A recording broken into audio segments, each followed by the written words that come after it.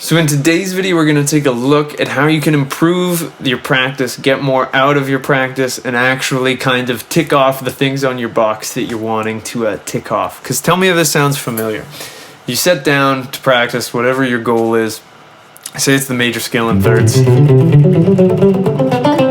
It's going pretty good. You make it up to the 4th, 5th position. Maybe you make a mistake and then you get kind of whatever. Then you fart around in the A minor pentatonic shape for a second to feel good about yourself.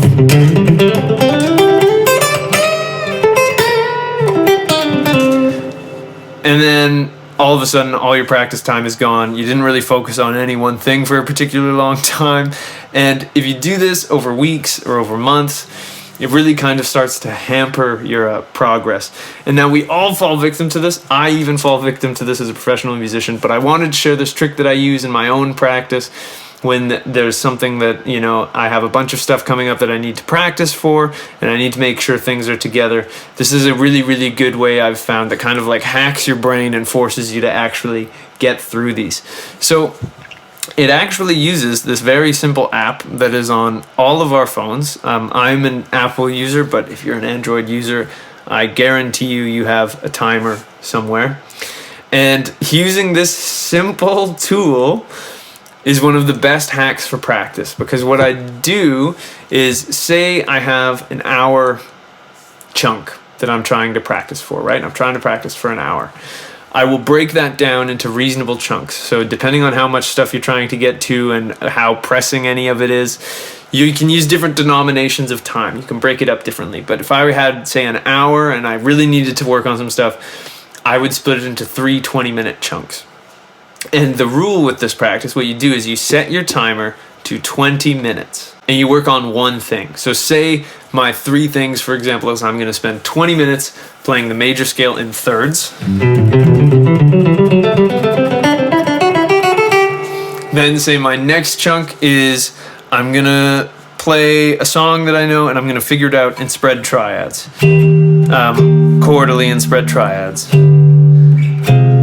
So I set the timer, I do that for 20 minutes. And then my third thing is, what's my third thing? Say it's playing improvised arpeggio etudes over a song that I'm working on. So whatever the song may be. And whatever you may be practicing, it can be totally anything. And for me, it changes a lot. Right now, I have some gigs coming up for when I go home for the holidays in Vancouver, and I'm working on a whole bunch of material, a whole bunch of songs. So for me, it's like I'm going to play this song for 20 minutes, alternating between melody, chords, soloing, whatever it is.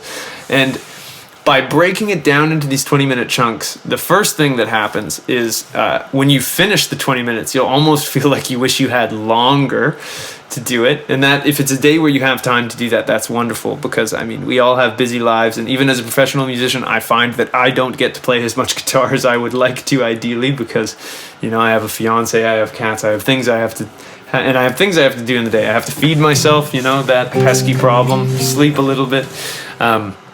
But it really helps you when you have that 20 minutes. For some reason, setting the timer and going, I am just going to do this for 20 minutes allows you to get into the headspace to kind of really, really focus on it, and then you do it. And the thing is, even if you feel like you wish you had longer to practice it, if you do this and you really focus on it, over the course of a week, you will make more progress than you would if you spent twice the amount of time just kind of like noodling while watching YouTube or watching Netflix or whatever it may be.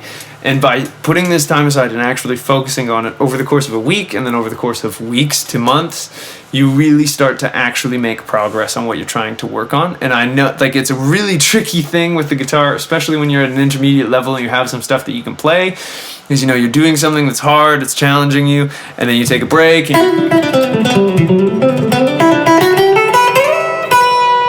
you do whatever you're doing. And then all of a sudden you try to go back to it, and then you're just constantly shifting your focus, and it's really, really hard to stick with it and make progress. So I wanted to share this timer hack with you, because it's something that when don't get me wrong, there are days when I'll just pick up the guitar and noodle for 4 hours and it'll be great and I love it. And I do think that is still valuable time to spend with your instrument. But when we're really trying to see progress, this approach of just splitting things into these 20-minute chunks and going, I'm going to do nothing but this for 20 minutes, then you actually stay focused and do it for 20 minutes, and that concentration is worth at least twice as much time if you were distracted while practicing. So it's just a really simple trick I wanted to share with you. I really hope you find it useful. And if you do, I'd appreciate it if you could like and subscribe. It really helps me out. If you want to take a guitar lesson with me, I have a link to the contact page on my website down in the description there. I'd absolutely love to sit down with you on whatever's troubling you on the guitar. I've been working with a lot of you guys from YouTube lately, and it's been so fun to connect with people from all over the world. And lastly, I got new videos coming out every Monday and every Thursday, so I'd love to see you in the next one. And until I do, I wish you a wonderful day, and I hope you get to have some fun playing the guitar.